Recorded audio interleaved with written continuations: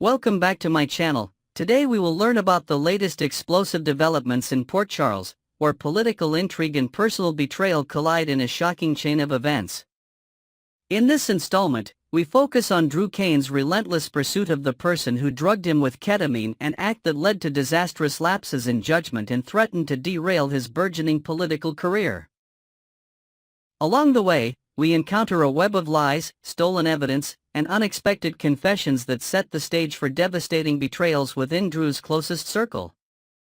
Drew's ordeal began when he inexplicably lost control at a high-profile fundraiser, humiliated by scandalous photographs and compromising behavior that were utterly uncharacteristic of the man widely celebrated as a rising star in politics. Determined to clear his name and track down the saboteur who had slipped ketamine into his drink, Drew enlisted the help of trusted allies. He scoured surveillance footage, interrogated associates, and ran toxicology reports. All the while, the public's confidence in his integrity wavered, and his political opponents smelled blood in the water. Enter Brad Cooper, a former adversary turned reluctant confidant. Brad revealed a bombshell. Portia Robinson, a respected physician at General Hospital, had somehow obtained ketamine from the hospital's pharmacy and provided it to the saboteur. Initially incredulous, Drew demanded proof, and Brad produced internal memos and pharmacy logs showing discrepancies corresponding to Portia's shifts. The evidence was irrefutable. Portia had stolen the ketamine. Drew's simmering anger gave way to white-hot fury. How could someone as trusted as Portia betray him so deeply? Drew's churning sense of injustice quickly overcame his restraint. He could no longer abide a passive investigation. Late one night, a small team of his most loyal supporters, none of whom questioned his judgment when the stakes were this high, cornered Portia in a secluded warehouse. Fueled by rage and a desperate need for answers, Drew ordered Portia's capture. He interrogated her relentlessly, demanding to know who had sent her, who had orchestrated his downfall. Under the harsh scrutiny of Drew's accusatory gaze, Portia's scientific calm cracked at last. Portia, with tears in her eyes, confessed that she had not acted alone. She admitted to siphoning ketamine from the hospital to appease the real mastermind, someone wielding far more power and intent on destroying Drew's career, someone she feared more than death itself. Portia named the culprit, Nina Reeves. The revelation hit Drew like a thunderbolt. He had suspected Tracy Quartermaine, given her history of ruthless meddling, but Nina? Nina, Willow's mother, the woman who had once been his close friend and political ally, was now revealed as the architect of this scheme. Drew's rage reached new heights. He understood now that Nina's ultimate objective was to drive Willow away from him, to undermine every aspect of his personal and public life. But before he could act on this revelation, he had to confirm it. Still holding Portia captive, Drew used every resource at his disposal, phone records, financial transactions, digital communications, to trace the flow of money and orders. All evidence pointed back to Nina: bank transfers timed to Portia's pharmacy thefts, cryptic emails from burner accounts, and recorded conversations in which Nina expressed contempt for Drew's political ambitions. Having extracted the confession he needed, Drew released Portia with a thinly veiled threat. Reveal Nina's role to the world, or face personal ruin once more. Portia, shattered by guilt and frightened for her professional future, complied. She called Willow Tate, begging her to listen. Willow, already wary of her mother's increasingly manipulative behavior, met Portia in a quiet cafe. Portia, trembling, told Willow everything. How Nina had approached her, how she'd stolen the ketamine, and how she'd done it all to protect her daughter from Michael's father and to keep Willow tethered to Nina's own designs. Willow's reaction was immediate and visceral. Her mind raced back to every conversation, every slight doubt she'd felt about her mother. Betrayal poured through her veins like ice. She confronted Nina that very night, seeking answers and an apology. Nina, confronted with irrefutable evidence, initially claimed self-defense. She argued that she acted to protect Willow and their family's stability. But under Willow's tears and fury, Nina's excuses crumbled. Stripped bare, Nina admitted her fears. She believed Drew's political ambitions and focus on Willow's future threatened the mother-daughter bond she prized above all else. For Willow, the confession was both devastating and vindicating. She realized that her mother's jealousy had poisoned her own love life and jeopardized her trust in everyone she cared about. The scope of Nina's betrayal was staggering. Not only had she nearly destroyed Drew's career and reputation, but she had also manipulated Portia and nearly blinded Willow to the truth of her own relationship. The magnitude of Nina's deception shattered Willow's trust irrevocably. As dawn broke over Port Charles, Willow made her decision. She called Drew, who, despite his own moral compromise in torturing Portia, had acted out of desperation and a desire to protect his integrity. Willow's voice, tight with pain, told him of Nina's confession and her own heartbreak. But she also recognized the lengths to which Drew had gone to uncover the truth. Their shared sense of violation, of having been manipulated by Nina, bridged their pain. Willow told Drew she would stand by him, that they would face Nina's betrayal together. In the ensuing days, Drew publicly disclosed Nina's role in the ketamine scandal, providing police with the evidence Portia had given him.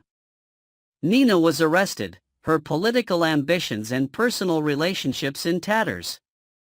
Willow, though still reeling from the betrayal, found solace in the clarity of truth. Portia, exonerated in Drew's eyes but forever changed by her own complicity, tenderly began rebuilding her life, with Drew's forgiveness mingled with a cautious resolve to never be manipulated again. The scandal's fallout extended beyond Nina's arrest. Drew's political career, once teetering on the brink of collapse, now experienced a resurgence. His willingness to pursue the truth, no matter the personal cost, won him newfound respect among constituents. Willow, too, felt a renewed sense of empowerment, her faith in Drew strengthened by their shared ordeal. Carly, having learned of Nina's final betrayal, redoubled her efforts to support Willow, ensuring she never had to rely solely on her mother again. As Port Charles returned to a semblance of normalcy, the scars of this saga remained. Drew and Willow's relationship, forged in the crucible of betrayal and revelation, emerged stronger, grounded in honesty and mutual respect. Portia, rehabilitated in the community's eyes, found new purpose in advocating for ethical medical practices. And Nina, now behind bars, had ample time to reflect on how jealousy and fear had blinded her to the love and trust she once cherished. This dramatic storyline underscores a timeless lesson: the pursuit of power or control through deception ultimately destroys the deceiver as much as the deceived. For Drew and Willow, the path forward is lit by the hard-won truth. Their love, tested by lies and sabotage, now rests on a foundation of transparent loyalty. And as they rebuild their lives together, they carry with them a renewed appreciation for honesty, trust, and the formidable strength that arises when two people stand united against betrayal. Next, we will dive deep into the thrilling developments slated for Port Charles from May 12th to May 30th. Prepare to be captivated by a web of secrets, dangerous power plays, and unexpected revelations as our beloved characters navigate through treacherous waters. With Jen Sidwell embarking on a perilous quest for dominance, a dagger danger looming ominously, and embarrassing mishaps for Molly Lansing Davis and Cody Bell, there's no shortage of drama on the horizon. Let's unpack all the excitement, heartbreak, and intrigue that await over the next 3 weeks in this extended exploration of General Hospital's most gripping storylines. Week of May 12th to 16th, secrets, sabotage, and simmering tensions. The first week kicks off with Maxie Jones finding herself at a crossroads, torn between loyalties in the escalating feud between Lulu Spencer and Brooke Lynn Quartermaine. Seeking wisdom, Maxie turns to the ever-reliable Anna Devane, whose seasoned perspective might offer a way to navigate this emotional minefield. Anna, with her history of balancing personal and professional conflicts, could advise Maxie to play the mediator, encouraging her to host a private sit-down to ease tensions. However, with emotions running high, Maxie might find herself unintentionally fanning the flames of discord instead of extinguishing them, setting the stage for more explosive confrontations. Meanwhile, Tracy Quartermaine steps in to slow down Lulu's relentless pursuit of a controversial adoption story. Determined to shield family secrets, Tracy offers Brooklyn a comforting shoulder, whispering assurances that the past will remain buried. Yet, unbeknownst to Tracy, Carly Spencer stumbles upon Lulu's unyielding determination to unearth the truth. During a tense encounter at the Metro Court, Carly witnesses Lulu's fierce resolve as she hints at a bombshell theory that Giovanni Gio Palmieri might be the biological child of Brooklyn and Dante Falconeri. This revelation sends shockwaves through Carly, who grapples with the moral dilemma of whether to intervene or let the truth unravel, knowing full well that Lulu's tenacity is a force unstoppable. The air thickens with anticipation as Lulu edges closer to confirming her suspicions, potentially tearing apart the fragile bonds of trust within the Quartermaine family. Elsewhere, Jocelyn Jacks executes a cunning plan to outmaneuver her rival, Emma Scorpio Drake, in a bid for a coveted research assistant position under Professor Henry Hank Dalton. After Emma falters spectacularly on an extra credit project, perhaps a botched presentation that leaves her flustered, Jocelyn seizes the moment.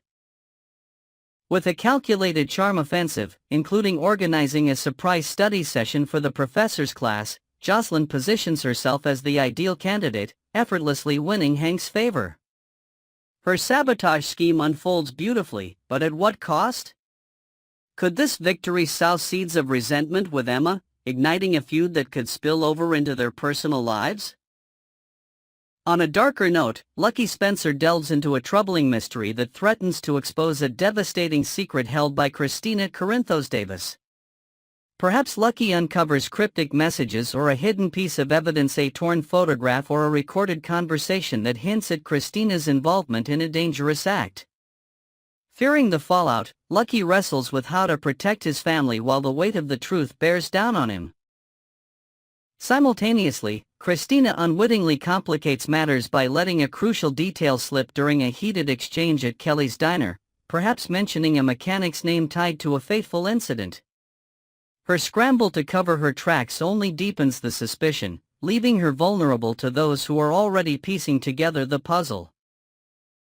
Christina remains oblivious to the fact that her mother, Alexis Davis, holds damning knowledge of her actions, specifically targeting Ava Jerome's car, only to mistakenly sabotage Rick Lansing's brakes, nearly costing Rick and Elizabeth Baldwin their lives in a horrific crash. Alexis, torn between maternal instinct and legal ethics, schemes to safeguard her daughter by negotiating a risky deal with Rick at a clandestine meeting in a dimly lit law office. She might propose a truce, offering to leverage her influence to clear Rick's name in an unrelated matter if he turns against Ava. However, Rick's calculating nature and lingering grudges suggest that Alexis's gambit could collapse spectacularly, leaving Christina more exposed than ever. In the realm of business and betrayal, Jason Morgan issues a stark warning to Sonny Corinthos about a looming disaster tied to a potential deal with the sinister Jen Sidwell regarding control of the Piers. During a tense late-night meeting at Sonny's penthouse, Jason argues passionately against the alliance, citing Sidwell's ruthless reputation and the potential for bloodshed if the deal sours. His concerns extend to Carly, whom he pulls aside at the pier to caution about the storm brewing if Sonny ignores his advice. As the stakes escalate, Jason's foresight might prove prophetic, especially as Sidwell's shadow looms larger over Port Charles with each passing day. Adding to the chaos, Drew uncovers a startling piece of information, perhaps a hidden financial transaction that shifts his perspective on a key figure in his life. At the same time, Nina Reeves approaches Carly with a desperate plea during a charged encounter at the hospital, her voice trembling as she begs Carly to maintain silence about her involvement in a past drugging scandal. Nina's paranoia about exposure drives her to seek this uneasy alliance, but Carly's conflicted expression hints at the internal struggle over whether loyalty or justice will prevail. Meanwhile, Willow faces a crushing wave of despair when new evidence surfaces about her rejection from a critical opportunity in Germany. Jason, ever the investigator, might dig into the matter and confront a whistleblower who reveals Drew's duplicity, offering proof like a forged email or a recorded bribe that shows Drew orchestrated the sabotage while feigning support. This betrayal could shatter Willow's trust, prompting her to question Drew's true character and whether their relationship can survive such deception. Week of May 19th to 23rd, Revelations and Red Carpet Ruckus. As we move into the second week, Lulu's dogged investigation reaches a crescendo just as the glitz of the nurse's ball approaches. Armed with irrefutable evidence, perhaps a birth certificate or a DNA test result hidden in a locked drawer at the Quartermaine mansion, Lulu confirms that Gio is indeed the biological child of Brooklyn and Dante. The timing couldn't be more dramatic, as the nurse's ball provides the perfect stage for this bombshell to detonate. In a hushed, tense moment backstage, amidst the rustle of ball gowns and the hum of excitement, Lulu might confront Brooklyn or Dante, her voice low but laced with accusation as she demands answers. The revelation threatens to overshadow the event's festivities, casting a pall over the glamorous night. Yet, to heighten the suspense, the writers may keep Gio blissfully unaware for now, allowing the adults to grapple with the fallout while the young man remains in the dark, perhaps chatting innocently with friends at the ball's dessert table.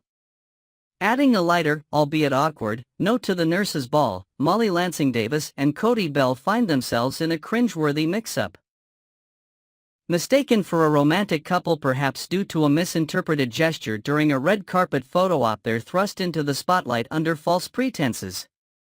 Photographers snap away as event attendees whisper about the new hot pair, leaving Molly and Cody fumbling for explanations.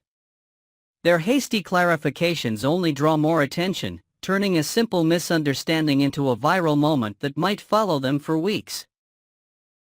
Could this blunder, though embarrassing, spark an unexpected friendship or even a flicker of genuine chemistry as they laugh off the chaos together? Week of May 26th to 30th, Power Plays and Perilous Missions. As the final week unfolds, Jens Sidwell ramps up his audacious bid to cement himself as the unchallenged ruler of Port Charles.